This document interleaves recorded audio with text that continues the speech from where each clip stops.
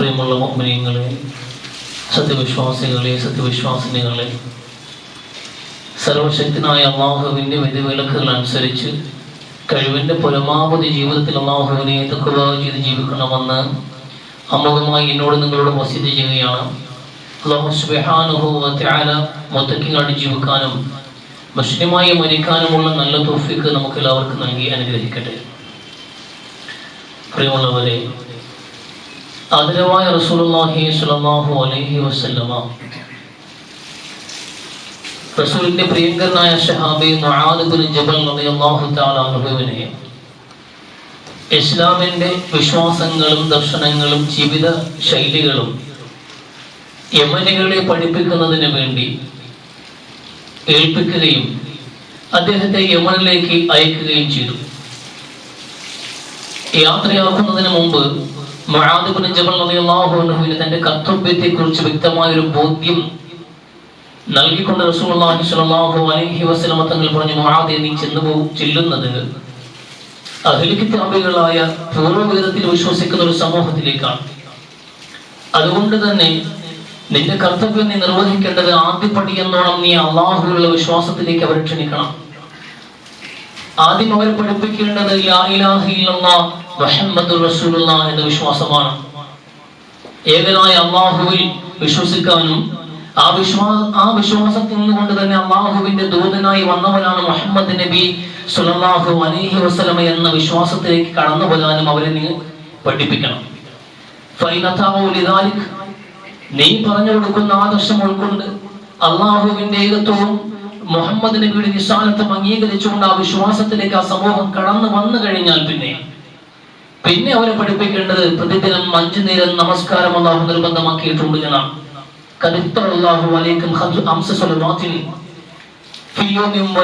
രാപ്പകലുകളിലായി പ്രതിദിനം 5 നേരം നമസ്കരിക്കാനുള്ള കൽപ്പനയും അള്ളാഹുവിന്റെ ഭാഗത്തു നിന്ന് ഉണ്ട് എന്ന് അവർ പഠിപ്പിക്കണം.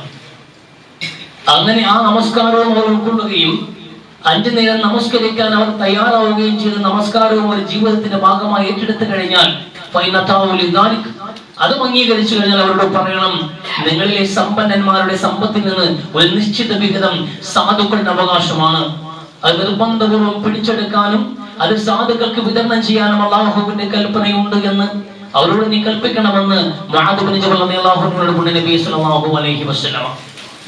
അങ്ങനെ അതും അവർ അംഗീകരിക്കുന്ന പക്ഷം, ശരി, നമ്മുടെ സമ്പാദ്യത്തിൽ നിന്ന് നിങ്ങൾ പറഞ്ഞതുപോലെ അള്ളാഹു നിശ്ചയിച്ചിട്ടുള്ള ഒരു വിഹിതം എടുക്കാനുള്ള അവകാശം നൽകാമെന്ന് പറഞ്ഞാൽ പിന്നെ കൃത്യമായും നീ അള്ളാഹുവിന്റെ വിഷയത്തിൽ നിന്ന് സൂക്ഷ്മത പുലർത്തണം. അവരെ സമ്പാദ്യങ്ങൾ കൈകാര്യം ചെയ്യുമ്പോൾ അവർ സമ്പത്തിൽ നിന്ന് നിശ്ചിതമായ ഒരു വിഹിതം സക്കാത്തായി പിടിച്ചെടുത്ത് സാധുക്കൾക്ക് വിതരണം ചെയ്യുമ്പോൾ അക്രമം കാണിക്കാൻ പാടില്ല. മുആദ്, ഇഷ്ടത്തിന് പിടിച്ചെടുക്കാനും അവർക്ക് പ്രിയപ്പെട്ടതും അന്യായമായും അക്രമപരമായും അവരെ സമ്പത്തുകൾ കൈയാളാനും അത് പിടിച്ചെടുക്കാനും അർഹതപ്പെട്ടവർക്കും അവകാശപ്പെട്ടവർക്കും നിഷേധിച്ചുകൊണ്ട് അഴിമതി കാണിക്കാനും നീ പ്രവർത്തിച്ചു കഴിഞ്ഞാൽ തീർച്ചയായിട്ടും അത് ഗുൽമാണ്. കൃത്യമായി നീ ഗുൽമയെ സൂക്ഷിക്കണം. മദ്ലൂമിന്റെയും അക്രമങ്ങൾക്ക് ഇരയാകുന്നവന്റെയും മതത വിഭാഗത്തിന്റെയും അള്ളാഹുവിന്റെയും ഇടയിൽ മറയൊന്നും ഉണ്ടാകില്ല മുആദ് എന്ന് നബി സ്വല്ലല്ലാഹു അലൈഹി വസല്ലമ. ഈ റസൂലുള്ളാഹി യമനിലേക്ക് മുആദ് ബിൻ ജബലിനെ അയക്കുമ്പോൾ കൊടുത്ത നിർദ്ദേശമാണ്.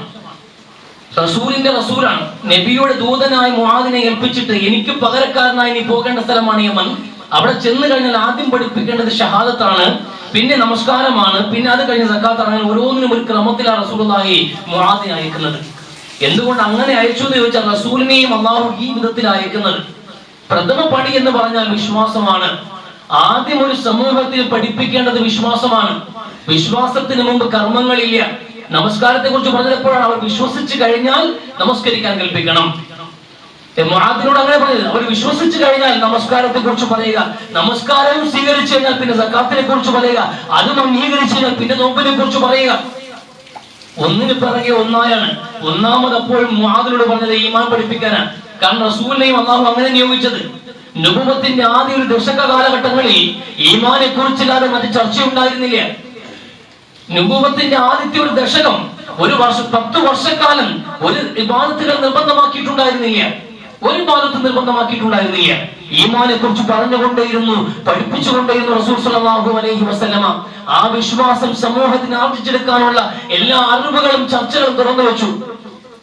അടുത്ത 10 വർഷം വിശ്വാസത്തിന്റെ പ്രതിഫലനമായി നമസ്കാരങ്ങളോ നോമ്പുകളോ സക്കാത്തുകളോ ഒന്നും ഉണ്ടായിരുന്നില്ല നിർബന്ധമായിട്ട്. എന്നിട്ടും അവർ പിടിച്ചിരുന്നു ആ വിശ്വാസത്തിൽ. ആ സമൂഹം പഠിച്ചെടുത്ത വിശ്വാസം അല്ലാഹുവിൽ അചഞ്ചലമായ വിശ്വാസം, ആ വിശ്വാസത്തിന്റെ പേരിൽ മാത്രമാണ്. അത് മാത്രം. നിർബന്ധമായ നമസ്കാരങ്ങളില്ല, നിർബന്ധമായ സക്കാത്തുകളില്ല, വ്രതാനുഷ്ഠാനമില്ല, ഹജ്ജില്ല, ഇങ്ങനെ ഒരു അമലുകളും ഇല്ലാത്തൊരു കാലഘട്ടത്തിൽ പോലും ആ വിശ്വാസത്തിൽ അടിയുറച്ചു നിന്നു ആ സമൂഹം. വലിയ പ്രതിബന്ധങ്ങൾ ഉണ്ടായപ്പോൾ പോലും അള്ളാഹുവിന്റെ റസൂൽ 10 വർഷക്കാലം വിശുദ്ധ ഖുർആൻ വിളമ്പിക്കൊണ്ട് ഈ സമൂഹത്തെ പഠിപ്പിച്ച ആദർശം, ആ ആദർശത്തിന് വേണ്ടി സ്വന്തം ജീവൻ പോലും ബലി നൽകാൻ പോലും ആ സമൂഹം തയ്യാറായി. ഈ ഭീഷണികൾ ഒരുപാടുണ്ടായി ഈ ആദർശത്തിന് പിൻവാങ്ങാൻ വേണ്ടി, പ്രലോഭനങ്ങൾ ഒരുപാടുണ്ടായി ഈ ആദർശത്തിന് പിൻവാങ്ങാൻ വേണ്ടിയിട്ട്. ഒരുപാട് പ്രതിബന്ധങ്ങൾ കടന്നു വന്നു അവരുടെ മുമ്പിലേക്ക്. ഒന്നിനെയും അവരെ വിശ്വാസത്തെ തകർക്കാൻ കഴിഞ്ഞിട്ടില്ല. നമുക്ക് ആദ്യകാല സ്വഹാബാക്കളെ ചരിത്രം നമുക്കറിയാം. വലിയ മാതൃകയാണ് നമുക്കത്. നമ്മൾ മനസ്സിലാക്കേണ്ട കാര്യമാണ്. റമദാനിലേക്ക് കടന്നു പോകുന്നവരാണ് നമ്മൾ.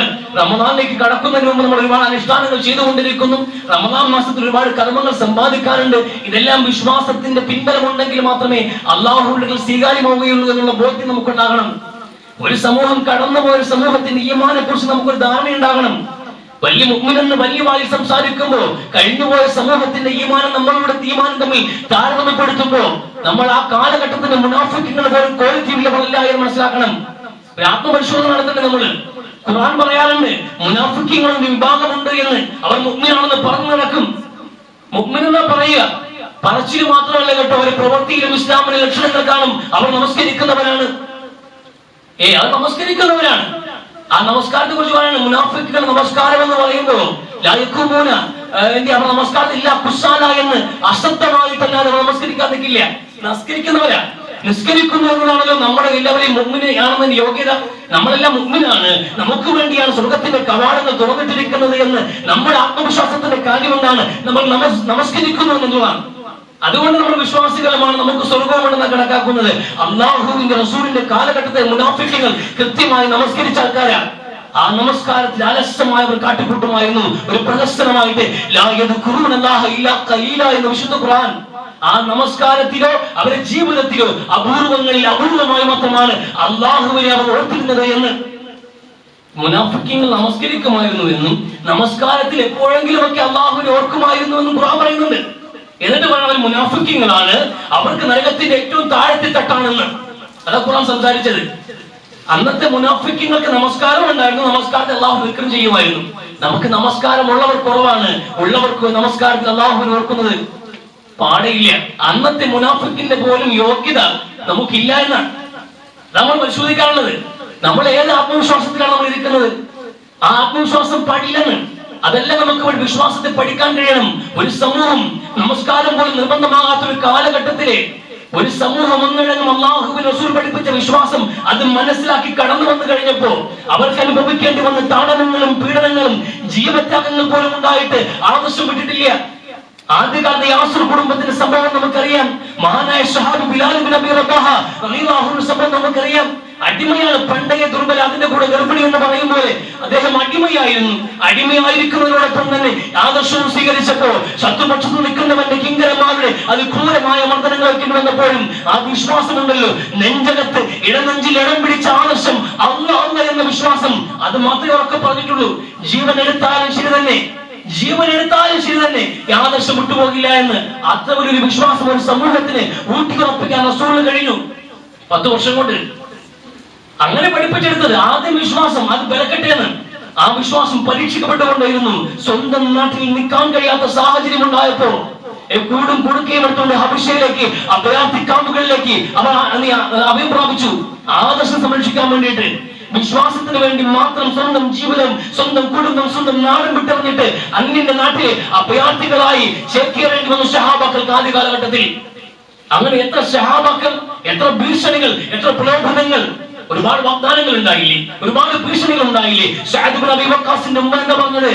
നീ ഈ മതം വിടാതെ, നിന്റെ ഈ പുതിയ വിശ്വാസം വിടാതെ, ഞാൻ ഇനി കുടിക്കില്ല, ഞാൻ ഇനി കഴിക്കില്ല, ഞാൻ പട്ടിണി കിടന്ന് ചത്താലും നിന്റെ മുമ്പിൽ കിടന്ന് ഞാൻ മരിക്കും, എന്നാലും നീ മതം വിട്ടില്ലെങ്കിൽ ഞാൻ നിന്നോട് മിണ്ടില്ല, ഞാൻ ഇനി ഭക്ഷണം കഴിക്കില്ല എന്ന് പറഞ്ഞുകൊണ്ട് പ്രതിജ്ഞയെടുത്തു. സമൂഹം ഒന്നടങ്കം ഉമ്മായെ കൊല്ലി എന്ന് വിളിച്ചു അദ്ദേഹത്തെ. കാത്തിലെ ഉമ്മാന്ന് തള്ളയെ കൊല്ലി എന്ന് സമൂഹം ആക്ഷേപിച്ചു. 1-2 ദിവസങ്ങൾ കടന്നപ്പോഴും ജലപാനം തൊട്ടിട്ടില്ല. തന്റെ ഉമ്മ എന്ന് മനസ്സിലാക്കിയിട്ട് ഉമ്മാന്റെ അടുക്കലേക്ക് ചെന്നുകൊണ്ട് നിറഞ്ഞ കണ്ണുകളോടെ മകൻ പറഞ്ഞ വാചകമുണ്ട്, ഉമ്മ നിങ്ങൾക്ക് 100 ജീവൻ ഉണ്ടെങ്കിൽ ഒന്നിന് പുറകെ ഒന്നായി 100 ജീവനും പുറത്തു വന്നാലും മാത്രം ഈ മതം ഞാൻ വിടില്ല എന്ന്. അങ്ങനെ നിങ്ങൾ കൊതിക്കണ്ടാന്ന്. ഈ ആദർശം ഞാൻ മനസ്സിലാക്കി പോയി, ഈ വിശ്വാസം എന്റെ ഇടനെഞ്ചിൽ കടന്നുപോയി ഉമ്മ, അതുകൊണ്ട് 100 വട്ടം നിങ്ങൾ മരിച്ചാലും ഈ വിശ്വാസം ഞാൻ വിടില്ല എന്ന് പറഞ്ഞു. അത് ആദർശം.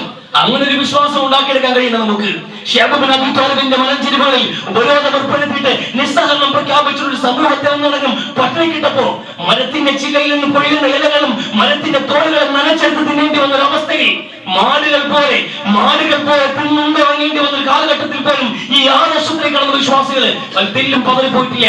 അതാ വിശ്വാസം. നമുക്കിത് വിശ്വാസം പുറമേ കാണിക്കാൻ പേടിയാ. ഇന്നത്തെ പേര് വീഴുമ്പോൾ തന്നെ എന്ത് ചെയ്യാ, ഒരു മുസ്ലിം എന്ന് പെട്ടെന്ന് തോന്നുന്ന പേരുകളെ മക്കിടുള്ളൂ. അവരെ ഭാവി ഭദ്രമാക്കണമല്ലോ. പരസ്യമായ ഒരു വേദിയിൽ സലാം പറയാനും സലാം മുടക്കാൻ നമുക്ക് മടിയാ. ഇസ്ലാമിന്റെ ഐഡന്റിറ്റികൾ പുറത്തു കാണിക്കാൻ മടിയാ, പേടിച്ചിട്ടേ. പരിഹാസങ്ങൾ കേട്ടാലും ഈ ആദർശം വിട്ടുപോയി നമ്മൾ.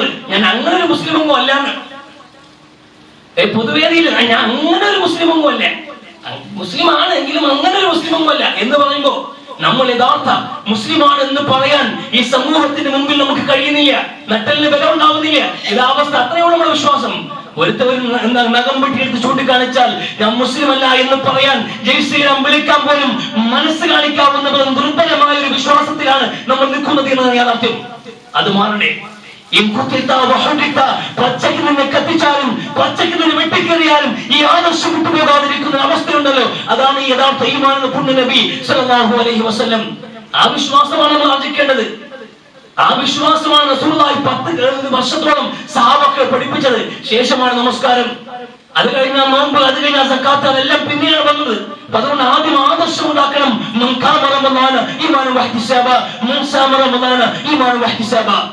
നോമ്പാകട്ടെ അല്ലെങ്കിൽ നമസ്കാരങ്ങളാകട്ടെ, ഏത് അമലാണെങ്കിലും അല്ലാഹുവിന്റെ അടുക്കൽ കൂലി ഉണ്ടാകണോ, ഇത് സ്വീകരിക്കപ്പെടണോ, ഈമാന്റെ പിൻബലം ഉണ്ടാകണം, ആദർശം ഉണ്ടാകണം, വിശ്വാസം ഉണ്ടാകണം. ഈ വിശ്വാസം ആർജിച്ചെടുക്കാൻ, വിശ്വാസം എന്ന് പറയുന്നത് എങ്ങനെ ആർജിക്കുക? എന്താ ഈ വിശ്വാസം? വിശ്വാസം എന്നുള്ളത് നമ്മൾ പൊതുവിൽ മനസ്സിലാക്കുന്നത് ഒരു അറിവിന്റെ പേരില്ല.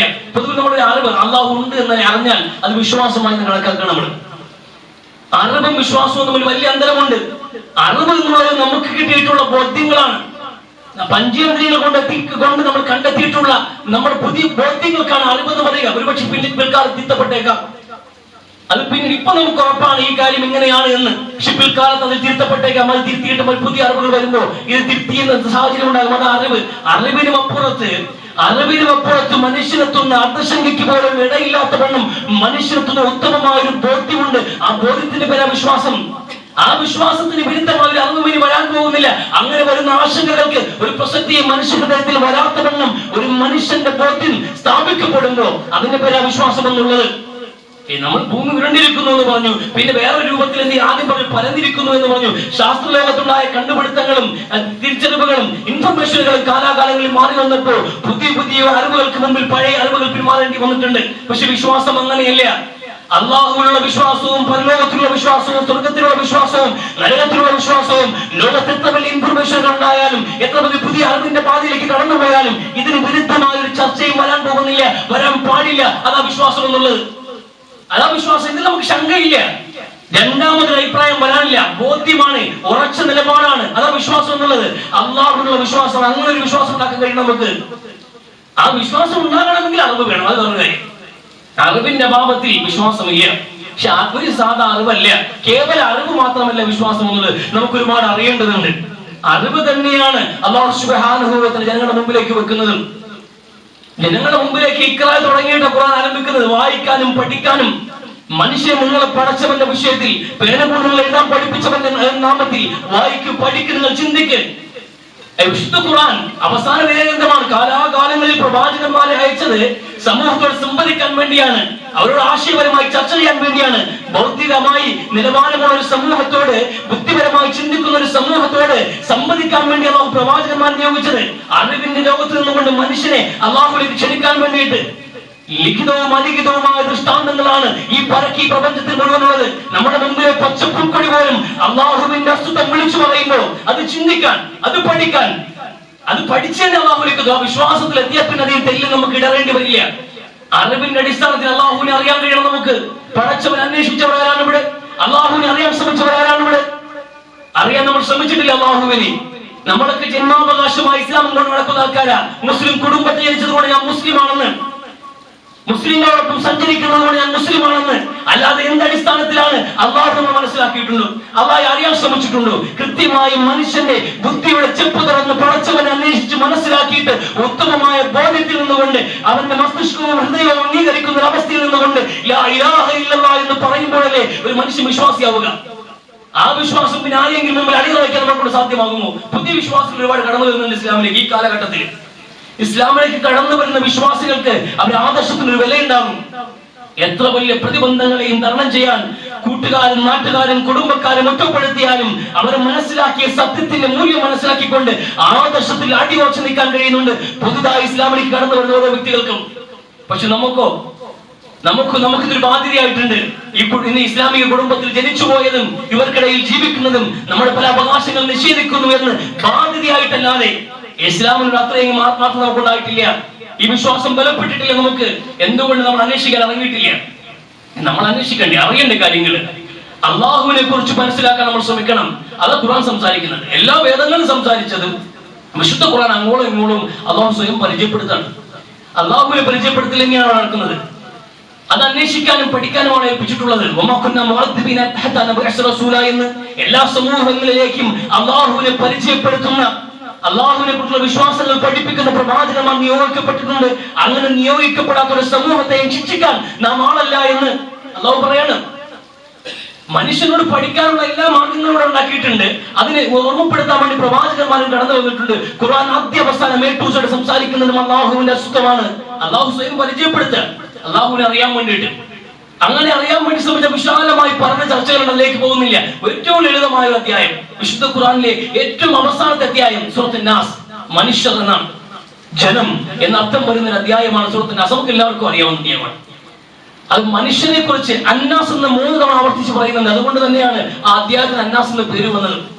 മനുഷ്യർ എന്ന്, ജനം എന്ന് പറയുന്ന 3 തവണ ആവർത്തിച്ചു വരുന്നുണ്ട്. പക്ഷെ അവിടെ എല്ലാം അള്ളാഹു പരിചയപ്പെടുത്തിയത് മനുഷ്യന്റെ ശ്രദ്ധ പിടിച്ചിട്ട് മനുഷ്യന്റെ റബ്ബിനെ കുറിച്ചാണ്, അള്ളാഹുവിനെ കുറിച്ചാണ് സംസാരിച്ചത്. ആ 3 ആയത്തുകൾ, ആദ്യത്തെ 3 ആയത്തുകളിൽ വരുന്ന 3 വാക്കുകളെ കുറിച്ചുള്ള പഠനം നടത്തിയാൽ തന്നെ അള്ളാഹുവിനെ കുറിച്ച് നമുക്കൊരു ബോധ്യമുണ്ടാകും. ഈ അള്ളാഹു എന്നൊരു വാക്ക് അറബിലെ നമ്മൾ പറഞ്ഞൊരു വാക്ക്, അൽ ഇലാഹ്, അള്ളാഹു എന്ന വാക്ക്. നമ്മുടെ എല്ലാ ആരാധനകൾക്ക് അർഹനായവൻ ഇലാഹ്, ആരാധ്യൻ അല്ലെങ്കിൽ ദൈവം എന്ന് പറയുന്നൊരു വാക്ക്. അതിന് ഓരോ ഭാഷയിലും ഓരോ വാക്കുകൾ കൊടുക്കുന്നുണ്ട്. പരബ്രഹ്മം എന്ന് പറയുന്നവരും, ബ്രഹ്മം എന്ന് പറയുന്നവരും, ദൈവം എന്ന് പറയുന്നവരും, ഗോഡ് എന്ന് പറയുന്നവരും, അങ്ങനെ വ്യത്യസ്തങ്ങളായ ഭാഷകൾ പറയപ്പെടുന്നുണ്ട്. അതിന് അറബി ഭാഷയിൽ പറഞ്ഞൊരു വാക്ക് എന്നത് മാത്രമാണ് അള്ളാഹു എന്ന പ്രയോഗം. പൂർവ്വ വേദങ്ങളിലുമൊക്കെ അതിനോട് ചേർന്ന് നിൽക്കുന്ന വാചകങ്ങൾ ഉപയോഗപ്പെടുത്തിയിട്ടുണ്ട്. അപ്പൊ അള്ളാഹു എന്ന് പറഞ്ഞാൽ ദൈവം എന്ന് പറയുന്നത് ദൈവസങ്കല്പം ഉണ്ടല്ലോ. ലോകത്ത് ദൈവമുണ്ടോ എന്ന ചോദ്യത്തിന് മനുഷ്യർക്കിടയിൽ 2 അഭിപ്രായമുണ്ട്. ഉണ്ട് എന്ന് ഇല്ല. പക്ഷെ ഉണ്ട് എന്നുള്ളതാണ് മനുഷ്യന്റെ പണ്ട് മുതൽക്കേയുള്ള അഭിപ്രായം. ഇല്ല എന്നുള്ളത് പുതിയ നിലപാടുകളുമാണ്. പണ്ട് മുതൽക്കേ, എന്ന് മുതലാണ് ദൈവമുണ്ട് എന്ന വിശ്വാസം തുടങ്ങിയതെന്ന് പരിശോധിച്ചാൽ ചരിത്രാതീത കാലം മുതൽക്കേ അവിടെ നിലനിൽക്കുന്നു എന്നതാണ് ലോകത്തിൽ പറയാനുള്ള, ഹിസ്റ്ററി പഠിച്ചിട്ടുള്ളവർക്ക് പറയാനുള്ള ഏക മറുപടി. അത് പണ്ട് മുതൽക്കേ ഇവിടെ ഉണ്ട് എന്ന്. ആകാശത്ത് നിന്ന് പൊട്ടി വീണതല്ലോ വിശ്വാസം എന്നുള്ളത്. ഇത് മനുഷ്യനായ കാലം മുതൽക്കേ നിലനിൽക്കുന്നു എന്ന് വിശുദ്ധ ഖുർആൻ വളരെ വസ്തുനിഷ്ഠമായി വിവരിക്കുന്നുണ്ട്. ഇല്ല എന്നുള്ളത് പുതിയ കാലഘട്ടത്തിൽ, ഓരോ കാലഘട്ടത്തിലും അവനവൻ സ്വയം ആരാധിക്കാൻ തുടങ്ങുമ്പോൾ മനുഷ്യൻ സെൽഫിഷായി മാറുകയും സ്വന്തത്തിൽ ദൈവത്തെ കണ്ടെത്തുകയും ഞാനും എന്റെ നിലപാടുകളുമാണ് ഏറ്റവും വലിയ ശരിയെന്ന് ചിന്തിക്കുകയും ചെയ്യുന്ന മനുഷ്യൻ, അവരാണ് ദൈവമില്ല, എന്റെ ദൈവം ഞാൻ തന്നെയാണെന്ന് വാദിക്കുന്നത്. അതും ഒരു തരം ദൈവമുണ്ട് വിശ്വാസം തന്നെയാണ്. അതും ഒരു വിശ്വാസം തന്നെയാണ്. ബാക്കി പുറത്തൊരു ദൈവവും ഇല്ല, ഞാൻ തന്നെയാണ്, എന്റെ അഭിപ്രായമാണ് ഏറ്റവും വലിയ ശരി, ഞാനാണ് ഈ ലോകത്ത് ഏറ്റവും വലിയ ശരി എന്ന് ചിലർക്ക് തോന്നാറുണ്ട്. അവരെ ദൈവനിഷേധികളായി മാറുന്നത് എത്തിസ്റ്റുകൾ മഹാഭൂരിപക്ഷവും അങ്ങനെ ചിന്തിക്കുന്ന ആൾക്കാരാ. അവരുടെ ദൈവങ്ങൾ അവർ തന്നെയാണ്. സ്വന്തങ്ങളെ ആരാധിക്കുന്ന വിട്ടുകളെയും കണ്ടിട്ടില്ലേ എന്ന് വിശുദ്ധ ഖുർആൻ അങ്ങനെയും ഖുർആൻ സംസാരിക്കുന്നുണ്ട്. അപ്പൊ അതുകൊണ്ട് ഇന്ന് വിശ്വാസം എന്നുള്ള കാലാകാലങ്ങളായിട്ടുള്ള സംഗതി ഉണ്ട് എന്നുള്ളതിൽ തർക്കമില്ല.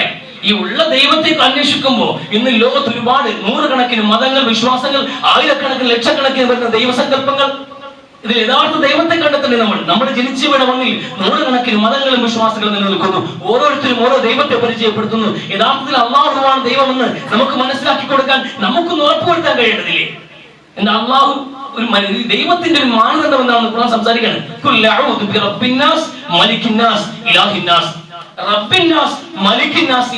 ഈ മൂന്ന് വാക്കുകൾ ഏറ്റവും ലളിതമായി പറഞ്ഞ ഈ മൂന്ന് വാക്കുകൾ തന്നെ ഒന്ന് പഠിക്കാൻ തയ്യാറായാൽ അള്ളാഹുവിനെ കണ്ടെത്താൻ നമ്മളെ കൊണ്ട് കഴിയും. അള്ളാഹുവിനെ അറിയാൻ നമ്മളെ കൊണ്ട് കഴിയും. ആരാ ദൈവമാകേണ്ടത്? ദൈവത്തിന്റെ ക്വാളിറ്റി പറയാണ്. എന്താ ദൈവത്തിനുണ്ടാകേണ്ട ക്വാളിറ്റി? റബ്ബിന്നാസ്, മനുഷ്യരുടെ റബ്ബായിരിക്കണം. റബ്ബ് എന്നുള്ള ഒന്നാമത്തെ കാര്യം. റബ്ബ് എന്നുള്ള നമുക്ക് ഏകദേശം എല്ലാവർക്കും അറിയാവുന്നതാണ്. അൽഹംദുലില്ലാഹി റബ്ബിൽ ആലമീൻ, ഈ ഫാത്തിഹയുടെ അർത്ഥമൊക്കെ ഏകദേശം എല്ലാ മനുഷ്യർക്കും അറിയാവുന്ന കാര്യമാണ്. സർവ്വലോകങ്ങളുടെയും പരിപാലകനെന്ന് അല്ല, ഒരു അല്പം കൂടി വ്യക്തമായി പറഞ്ഞാൽ എല്ലാവർക്കും പറയാവുന്ന ഒരു പ്രയോഗം റബ്ബ് എന്ന് പറഞ്ഞാൽ സൃഷ്ടിച്ച് പരിപാലിക്കുന്നവൻ എന്നാണ്. എല്ലാവർക്കും അറിയാവുന്ന അർത്ഥം. സൃഷ്ടിച്ച് പരിപാലിക്കുന്നത്, സൃഷ്ടിപ്പ് നടത്തിയവൻ ആരാണ്, പരിപാലിക്കുന്നവൻ ആരാണ്? അവനാണ് റബ്ബ്. അങ്ങനെയുള്ള റബ്ബിനാണ് ഇല്ലാതെ ഉലൂഹിയത്തിന് അല്ലെങ്കിൽ അവനാണ് ദൈവമാകാൻ അർഹനെന്നുള്ള ഒന്നാമത്തെ കാര്യം. റബ്ബ് എന്നുള്ളത് അത് അല്പം കൂടി വിശാലമായി പറയാം. സൃഷ്ടിക്കുകയും പരിപാലിക്കുകയും ചെയ്യുക. ഈ വിഷയത്തിൽ മൂസാ നബി അലൈഹിസ്സലാം ഫറോവയുടെ മുമ്പിലേക്ക് കടന്നു ചെല്ലുന്നുണ്ട്.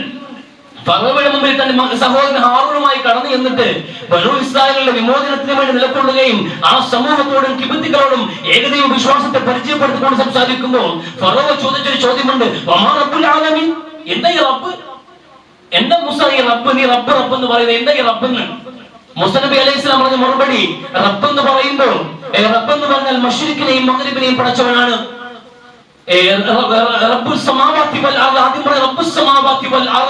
ആകാശഭൂമികളെ സൃഷ്ടിച്ചവനാണ്, അതിനെ പരിപാലിക്കുന്നവനാണ് റബ്ബ് എന്ന്.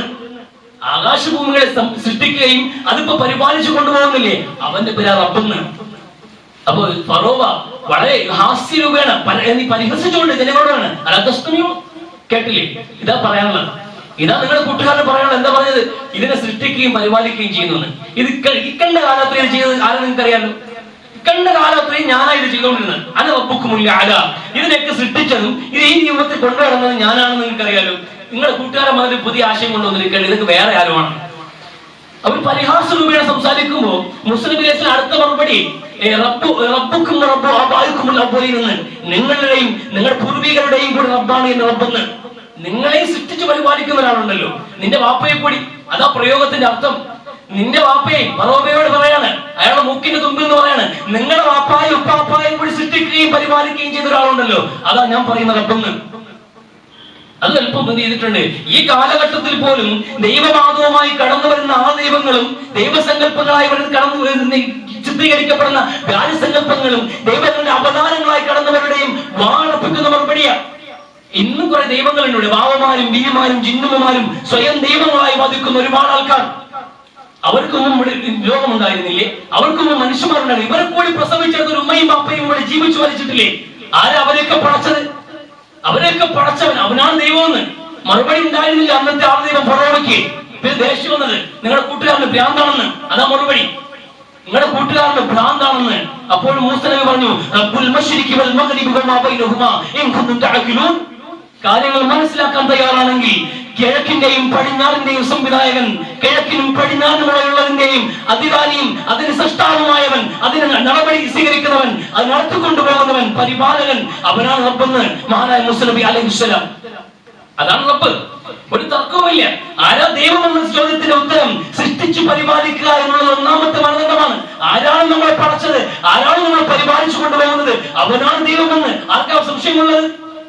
ലോകത്ത് ഏത് മനുഷ്യനാണ് ഇതിൽ വേറെ ആരെങ്കിലും ചൂണ്ടിക്കാണിക്കാൻ കഴിയുന്നത്? ഒരുപാട് ദൈവങ്ങളുണ്ട്. 30 കോടി ദൈവങ്ങളെ വെച്ചു പൂജിക്കുന്ന നാട്ടിൽ ജീവിക്കുമ്പോ നമുക്ക് ചോദിക്കാതെ ദൈവമായിട്ട് ആരാണ് ഈ മഴ വർഷിപ്പിക്കുന്നത് എന്ന് ചോദിക്കുന്നവരോട് ആകാശഭൂമികളിൽ നിന്ന് അവർക്ക് ആഹാരം കൊടുക്കുന്നവരാണ്. കേൾവിയെയും കാഴ്ചയും അധീനപ്പെടുത്തിയവൻ ആരാണെന്ന് ചോദിക്കണം. ജീവനുള്ളതിൽ നിന്ന് ജീവനില്ലാത്തതിനെയും ജീവനില്ലാത്തതിൽ നിന്ന് ജീവനുള്ളതിനെയും സംവിധാനിച്ചവൻ ആരാണെന്ന് ചോദിക്ക്. കാര്യങ്ങളെല്ലാം കൃത്യമായി നടപ്പിലാക്കുന്നവൻ ആരെന്ന് ചോദിക്കുന്നവയെ എന്താ മറുപടിയുള്ള ലോകത്തുള്ളവർക്ക്? ആകാശഭൂമികളെ സംവിധാനിച്ചവൻ, മഴ വർഷിപ്പിക്കുന്നവൻ, നമുക്ക് അന്നം ഒരുക്കുന്നവൻ ആര്? എന്ന് മനുഷ്യരോട് ചോദിക്കുക. ആയിരക്കണക്കിന് വിശ്വാസമുള്ളവർ, ആയിരക്കണക്കിന് ദൈവങ്ങളെ വെച്ചു പൂജിക്കുന്നവരോട് ചോദിക്കുക, നിങ്ങൾ ഈ പറയുന്ന ഏതെങ്കിലും ദൈവങ്ങളാണോ? നിങ്ങൾ ഈ കാണിക്കുന്ന ഏതെങ്കിലും വിഗ്രഹങ്ങളാണോ? നിങ്ങൾ ഈ ചൂണ്ടിക്കാണിക്കുന്ന ഏതെങ്കിലും ബാബമാരോ ഭീമാരാണോ? അല്ലെങ്കിൽ മക്ബറയിൽ കിടന്നു പോകുന്ന മനുഷ്യനാണോ? ചോദിക്കുന്നു. ആ ചോദ്യത്തിന് എല്ലാ മനുഷ്യർക്കും 6-ാം നൂറ്റാണ്ടിലും 21-ാം നൂറ്റാണ്ടിലും ഇനി അങ്ങോട്ട് കഴിഞ്ഞു പോയാലും ഒറ്റ മറുപടി ഉണ്ടാവും. ഇതൊക്കെ ഒരു പ്രപഞ്ചത്തിന്റെ ഒരു ശക്തിയാണ്, അതൊരു ദൈവമാണ്, ദൈവമാണ് ഇതൊക്കെ കൈ. അപ്പൊ ഈ നിങ്ങൾ കാണിക്കുന്നതൊന്നും അപ്പൊ അവർക്കൊന്നും ഇതിൽ പങ്കൊന്നുമില്ല. സൃഷ്ടിപ്പും പരിപാലനവും അത് ദൈവത്തിന്റെ മാത്രം പ്രവൃത്തിയാണെന്നേ മറുപടി ഉള്ളൂ. അതേ പറയാൻ കഴിയും, ഇന്നും അതേ പറയുന്നുള്ളൂ എന്നാണ്. പിന്നെ എന്തുകൊണ്ട് ആ ദൈവത്തിലുള്ള ഭക്തിയോടെ കാണുന്നില്ല?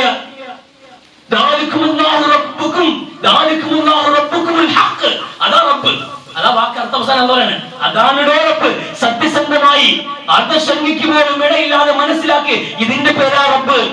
നിങ്ങളെ സൃഷ്ടിച്ചു പരിപാലിക്കുന്നവൻ, നിങ്ങൾക്ക് അന്നമിടുന്നവൻ, നിങ്ങൾക്ക് വേണ്ടി സമ്പദം സംവിധാനിച്ചവൻ, ഇവിടത്തെ നക്ഷത്രങ്ങളെ പ്രവർത്തിപ്പിക്കുന്നവൻ, സൂര്യനെയും ചന്ദ്രനെയും നക്ഷത്രങ്ങളെയും നിയന്ത്രിക്കുന്നവൻ, അവനാരോ? അവനാണ് റബ്ബ്. അങ്ങനെ റബ്ബിനെയാണ് നിങ്ങൾ ആരാധിക്കേണ്ടത് എന്ന് വിശുദ്ധ ഖുർആൻ. പടച്ചവൻ ദൈവാന്വേഷിയുടെ സത്യസന്ധവും നിഷ്പക്ഷവുമായി ദൈവത്തെ തേടി ഇറങ്ങുന്നവന്റെ മുമ്പിൽ ഏറ്റവും സംതൃപ്തമായ മറുപടി പറക്കുന്നു വിശുദ്ധ ഖുർആൻ. നിന്നെ സൃഷ്ടിച്ചവനാണ് നിന്റെ റബ്ബ് എന്ന്. നിന്നെ സൃഷ്ടിച്ചു പരിപാലിക്കുന്നവൻ അവനാണ് ദൈവം. ഒരു തർക്കമുണ്ടോ ഇതില്? എല്ലാ സൃഷ്ടിപ്പരിപാടികളും ദൈവത്തിന്റെ കൈവപ്പുണ്ട്. എല്ലാവർക്കും ദൈവമേ പറയാൻ പറ്റുമോ? അതിനപ്പുറത്ത് വേറെ പറയാൻ കഴിയില്ല. ഈ ദേവി ദേവന്മാരെന്ന് പറയാൻ കഴിയും. അല്ലെങ്കിൽ ഇവിടുത്തെ എന്തെങ്കിലും തമിഴ്നാട്ടിൽ നിന്നോ അല്ലെങ്കിൽ ആന്ധ്രയിൽ നിന്നോ ഇവിടെ കടന്നു വന്നിട്ട് ജീവിക്കാൻ വേണ്ടിയിട്ട് റോഡിന്റെ സൈഡിൽ ഇരുന്നിട്ട് കളിമണ്ണ് കൊണ്ട് ശില്പങ്ങൾ ഉണ്ടാക്കി റോഡിന്റെ മുമ്പിൽ പെയിന്റ് അടിച്ചു വെക്കുന്ന ശില്പങ്ങളാണെന്ന് പറയാൻ കഴിയുമോ? കല്ലിലും മരത്തിൽ നിൽക്കുന്ന ശില്പങ്ങൾക്ക് മനുഷ്യരെ പടക്കാൻ കഴിയില്ലല്ലോ. ഈ പ്രപഞ്ചത്തെ സംവിധാനിക്കാൻ കഴിയില്ലല്ലോ. നക്ഷത്രങ്ങളെ നിയന്ത്രിക്കാൻ കഴിയില്ലല്ലോ. അതുകൊണ്ട് എല്ലാവർക്കും പറയാൻ കഴിയും, സൃഷ്ടിച്ച് പരിപാലിക്കുന്നവൻ അവനാണ് ദൈവം. അതേ ഖുർആനും പറഞ്ഞുള്ളൂ. വളരെ സിമ്പിൾ ആയിട്ട് സംസാരിക്കുന്നത്. മനുഷ്യ സൃഷ്ടിപ്പിനെ ഔദ്യോഗികമായി വ്യവസ്ഥാപിതമായി ഏറ്റെടുത്തിട്ടുള്ള ഒരേ ഒരു മതവും വിശ്വാസവും ഇസ്ലാമാണ്. മനുഷ്യൻ എങ്ങനെ ഉണ്ടായെന്ന്? ഞാനാണ് ഉണ്ടാക്കിയെന്ന് ഖുർആനാ പറഞ്ഞത്. പൂർവ്വവേദങ്ങൾ, ഇസ്ലാമിന് മുമ്പ് കടന്നുപോയ പൂർവ്വവേദങ്ങൾ, അല്ലാഹുവിന്റെ വേദങ്ങൾ, ആ വേദങ്ങൾ സംസാരിച്ചു നിങ്ങളെ നാമാണ് ഉണ്ടാക്കിയത് എന്ന്. കളിമണ്ണിന്റെ സത്തയിൽ നിങ്ങൾ സംവിധാനിച്ചു. പിന്നെ നിങ്ങൾ ബീജത്തുള്ളികളായി മാറി. ആ ബീജത്തെ ഭ്രൂണമാക്കി മാറ്റി. ആ ഭ്രൂണത്തിൽ നിന്നുകൊണ്ട് അസ്ഥികൂടമാക്കി മാറ്റി. അസ്ഥികൂടത്തെ മാംസം കൊണ്ട് പൊതിഞ്ഞു. അങ്ങനെ ശാസ്ത്രീയമായിട്ട് 6-ാം നൂറ്റാണ്ടിലെ നിരക്ഷരനായ മുഹമ്മദ് നബി സല്ലല്ലാഹു അലൈഹി വസല്ലമയിലൂടെ അല്ലാഹു സംസാരിക്കുകയാണ്. എന്നും ശാസ്ത്രലോകത്ത് ഇതിനപ്പുറത്തൊന്നും കണ്ടുപിടിച്ചിട്ടില്ല. മനുഷ്യ സൃഷ്ടിപ്പിന്റെ രഹസ്യക്കൂട്ടുകളെ കുറിച്ച്, അതിന്റെ പിന്നാമ്പുറ കഥകളെ കുറിച്ച്, ഗർഭാശയത്തിന്റെ സംഭവങ്ങളെ കുറിച്ച് ലോകത്ത് മനുഷ്യൻ പഠിച്ച അറിവുകൾ 6-ാം നൂറ്റാണ്ടിൽ പറഞ്ഞുപോയി വിശുദ്ധ ഖുർആൻ. ഇങ്ങനെ നിങ്ങളെ ഞാൻ സൃഷ്ടിച്ചത് എന്ന്. അങ്ങനെ വ്യവസ്ഥാപിതമായി മനുഷ്യ സൃഷ്ടിപ്പിന്റെ അവകാശം ഏറ്റെടുത്ത ഒരു ദൈവം വേറെ ഏതെങ്കിലും മതത്തിൽ കാണിക്കാൻ കഴിയും? ഇല്ല.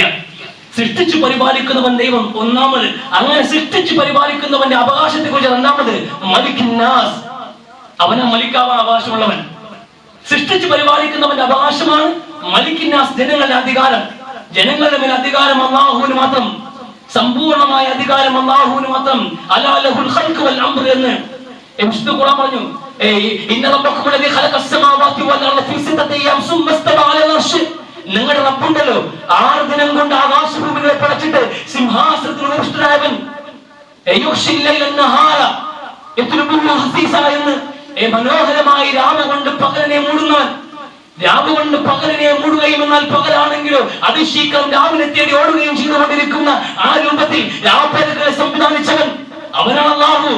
അവനാണ് അല്ലാഹു എന്ന് വിശുദ്ധ ഖുർആൻ. ആ റബ്ബിനെ കുറിച്ച് അല്ലാഹു പറയുന്നു, അങ്ങനെ സൃഷ്ടിക്കാനും പരിപാലിക്കാനും അവകാശമുള്ളവൻ, ആ അധികാരമുള്ളവൻ അവനാണ്. കൽപ്പിക്കാനും ശാസിക്കാനും അർഹതയുള്ളത് എന്ന്.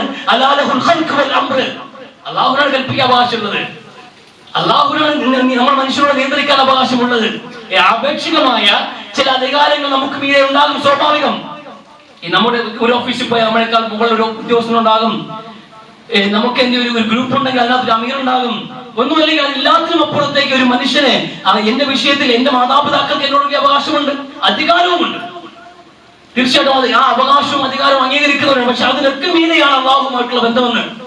അതിനൊക്കെ മീതെ താൽക്കാലികമായ ആപേക്ഷികമായ ചില അധികാരങ്ങളും ബന്ധങ്ങളും ഒക്കെ മനുഷ്യനുണ്ടാകും. എല്ലാവർക്കും മീതെ ആരെങ്കിലും ഒക്കെ ഉണ്ടാവും. അത് പൊതുവായ സ്ഥിതിയാണ്. പക്ഷേ രാജ്യത്തിന്റെ ഭരണകൂടങ്ങളാകട്ടെ, നീതിന്യായ വ്യവസ്ഥയാകട്ടെ, എന്തുകൊണ്ടാകട്ടെ, എന്തുകൊണ്ടെങ്കിലും പരമാധികാരം പടച്ചവന് അള്ളാഹുവിന്റെ അധികാരത്തിൽപ്പെട്ട അള്ളാഹുവിന്റെ ശാസ്ത്രങ്ങൾക്കും കൽപ്പനകൾക്കും വിരുദ്ധമായി ആരെന്ത് പറഞ്ഞാലും അനുസരിക്കാൻ മനുഷ്യന് ബാധ്യതയില്ല. ഇല്ല. എന്റെ മക്കള് എനിക്ക് ജനിച്ച മക്കളാ, ഞാനാ ചെലവ് കൊടുക്കുന്നത്, ഞാനാണ് അവരെ പോറ്റി വളർത്തുന്നത്. എന്നിട്ട് അവർ എന്നെ അനുസരിക്കില്ല, അവർ ബാക്കിയുള്ളവരെയാണ് അനുസരിക്കുന്നതെങ്കിൽ അത് ന്യായമാകുമോ? ഇല്ലല്ലോ. എന്നെ പടച്ചു പരിപാലിക്കുന്നവരാണ്. എന്റെ മാതാപിതാക്കൾക്ക് എന്റെ മേൽ അധികാരവും അവകാശമുള്ളപ്പോ അള്ളാഹുവിന് മീതെ പറയാൻ അവർക്ക് അവകാശമില്ല. അത് വിശുദ്ധ ഖുർആൻ പറഞ്ഞത് സൂറത്തുൽ ലുഖ്മാൻ, വഇൻ ജാഹദാക ലാ തുശ്രിക ബി മാ ലൈസ ലക ബിഹി ഇൽമുൻ ഫലാ തുതിഉഹുമാ. നിന്റെ മാതാപിതാക്കൾ നിന്നോട് പറയാണ് അള്ളാഹുവിനെ ധിക്കരിക്കാൻ. നിന്റെ മാതാപിതാക്കൾ നിന്നോട് പറഞ്ഞു അള്ളാഹുവിൽ അവിശ്വസിക്കാൻ, അള്ളാഹുവിൽ പങ്കു ചേർക്കാൻ കൽപ്പിച്ചാൽ ഫലാ തുതിഉഹുമാ. നിന്റെ മാതാപിതാക്കളായിരിക്കാം, പക്ഷെ അവരനുസരിക്കാൻ പാടില്ല. വിശുദ്ധ ഖുർആൻ. കാരണം മാതാപിതാക്കൾക്ക് മുകളിൽ നിന്റെ മേൽ അവകാശമുള്ളതും അധികാരമുള്ളതും അള്ളാഹുവിനാണ്. കാരണം സൃഷ്ടിച്ചവരും പരിപാലിച്ചവരും റബ്ബാണെന്ന്. അങ്ങനെ സൃഷ്ടിച്ച് പരിപാലിക്കുന്നവന് പിന്നെ വരുന്ന അവകാശമുണ്ട്. അതിന്റെ പേര് ഇലാഹുൻ നാസ്, അള്ളാഹുവാണ് ആരാധനകൾക്കെല്ലാം അർഹൻ. സൃഷ്ടിച്ച് പരിപാലിക്കുന്നവൻ, നമ്മൾ കൽപ്പിക്കാനും ശാസിക്കാനും അവകാശമുള്ള അധികാരി, അങ്ങനെയുള്ളവന് മാത്രം അവകാശപ്പെട്ട പേരാണ് ഇലാഹ് എന്നുള്ളത്. അതുകൊണ്ട് അള്ളാഹു നോക്കി അള്ളാഹു വിളിക്കുന്നത്. ആ പടച്ചവനെ ആരാധനകൾക്ക് അവകാശമുള്ളൂ. ഒരു തർക്കമില്ല അതിലൊരു തർക്കമില്ല. നമ്മുടെ അറിവിന്റെ പരിമിതികളാണ് അന്ന് അല്ലാത്ത ശക്തികളെ തേടിയുള്ള നമ്മുടെ അന്വേഷണത്തിന്റെ കാരണം. അറിവും വിശ്വാസവും ദുർബലമായ ഒരു സമൂഹം മനോഹരമായി ഫറോവയുടെ മുമ്പിൽ പോയി ആദർശം പറഞ്ഞ് റബ്ബിനെ പരിചയപ്പെടുത്തിയ ഒരു സമൂഹത്തിന്റെ വിമോചനത്തിന് വേണ്ടി നീണ്ട കാലം പോരാടിയിട്ട് ആ സമൂഹത്തെ മോചിപ്പിച്ചെടുത്തുകൊണ്ട് പോയി മഹാനായ മൂസ നബി അലൈഹിസ്സലാം. ഫറോവയും കിങ്കരന്മാരും കിബത്തി കുണ്ടകളും അവരെ കൺമുമ്പിൽ ചെങ്കടയിൽ മുങ്ങിത്താങ്ങുന്ന നിമിഷം കണ്ടു നിന്നിട്ടും ബനൂ ഇസ്രായേൽ കരയ്ക്ക് കയറി മൂസാ നബിയോടൊപ്പം പോയപ്പോ എന്താ പറഞ്ഞു പറയുമോ? എന്ന് ഒരു കൂട്ടം ആൾക്കാര് വിഗ്രഹത്തെ വെച്ച് പൂജിക്കുന്ന നാട്ടിലൂടെ കടന്നു പോയപ്പോ മൂസ ഇതുപോലെ കണ്ണുകൊണ്ട് കാണാൻ പറ്റുന്ന ദൈവം നിനക്കില്ലെന്ന്, നമുക്ക് ഒരു ദൈവം ഉണ്ടാക്കിട്ട നമ്മൾ ആരാധിക്കട്ടെ എന്ന് പറയുമ്പോ മഹാനായ മൂസ നബി പറഞ്ഞത് നിങ്ങളെ കണക്കുള്ള വിഡ്ഢികളുണ്ടല്ലോ, പമ്പര വിഡ്ഢികൾ. അറിവ് തൊട്ടില്ലാത്തവർ എവിടെ വിശ്വാസം ഉണ്ടാവുക? നിങ്ങളുടെ വിശ്വാസം ബലപ്പെട്ടിട്ടില്ല, നിങ്ങളുടെ ഈമാൻ ബലപ്പെട്ടിട്ടില്ല, നിങ്ങൾക്ക് അല്ലാഹുവിനെ കുറിച്ച് മനസ്സിലാക്കിയിട്ടില്ല. കല്ലിലും മുള്ളിലും നിങ്ങൾ ഇന്നും ദൈവത്തെ തേടുകയാണോ എന്ന് മഹാനായ മൂസ നബി അലൈഹിസ്സലാം. ജീവിതത്തിന്റെ പ്രതിസന്ധികൾ വരുമ്പോ പരീക്ഷിക്കാൻ വേണ്ടിയിട്ട് അവിടെയും നേർച്ചയിട്ട് ഇവിടെയും നേർച്ചയിട്ട് അവിടെ പോയി വഴിപാട് നടത്തിയിട്ട് അവിടെയും വിളിച്ചു വളർത്തിച്ചിട്ട് ഇവിടെയും പട്ട് കെട്ടിയിട്ട് നൂല് കെട്ടിയിട്ട് തകടും കൂടുമായി നടക്കുന്ന മനുഷ്യരെ എന്ത് വിശ്വാസമാണ് നിങ്ങൾക്കുള്ളതെന്നാണ് ചോദിക്കാനുള്ളത്. എന്താ വിശ്വാസം? ഈ പച്ചപ്പട്ടും ഈ തകടും ഈ കാണുന്ന വഴിപാടുകളും നേർച്ചകളും ഈ നിങ്ങൾ സമ്മാനിക്കുന്ന ദർഗകളിൽ സമ്മാനിക്കുന്ന കൊലകളും പച്ചപ്പട്ടുകളും നിങ്ങളെ സംരക്ഷിക്കുമെന്ന്, അവിടുന്ന് കുടിക്കുന്ന എണ്ണയും അവിടുന്ന് കുടിക്കുന്ന പാലുകളും അവിടുത്തെ തീർത്ഥങ്ങളും നിങ്ങളുടെ ജീവിതത്തിന് ഭാവം നിർണ്ണയിക്കുമെന്ന് വിശ്വസിക്കുന്ന ഒരു സമൂഹത്തിന് എന്ത് ഈമാനാണുള്ളത്? അള്ളാഹുവിൽ അടിയുറച്ച് വിശ്വസിക്കുന്ന ഈമാൻ കൊണ്ട് വെച്ചിട്ടല്ലാതെ നിങ്ങൾ എന്ത് കർമ്മം ചെയ്താലും 5 നേരം നമസ്കരിച്ച് നിങ്ങളുടെ നടുവിൽ കൂട്ടിപ്പോയാലും നിങ്ങൾ നോമ്പെടുത്ത് നിങ്ങളുടെ വയറിൽ ഒട്ടിപ്പോയാലും ശരി തന്നെ ആ അമലുകൾക്ക് അള്ളാഹുവിന്റെ മുമ്പിൽ സ്വീകാര്യത ഉണ്ടാവില്ല. കൊടുങ്കാറ്റടിച്ച ദിവസത്തിൽ പാറിപ്പോയ ദൂരങ്ങൾ പോലെ നിങ്ങളുടെ നമസ്കാരങ്ങളും നോമ്പുകളും പരലോകത്ത് വെണ്ണീരുകൾ പോലെ പാറിപ്പോകുന്ന സാഹചര്യം ഉണ്ടാകും. ഒന്നിനും പ്രസക്തി ഉണ്ടാവില്ല. ഈമാൻ നന്നാക്കണം. ഒന്നാമത് അള്ളാഹുവിനെ അറിഞ്ഞ് വിശ്വസിക്കുന്ന ഒരു ഹൃദയം, അങ്ങനെ ഒരു ഹൃദയം നമുക്കുണ്ടാകണം. ചിന്തിച്ച് ഗൗരവത്തോടെ കാര്യങ്ങൾ മനസ്സിലാക്കുക. അള്ളാഹു തൗഫീഖ് നൽകി അനുഗ്രഹിക്കട്ടെ.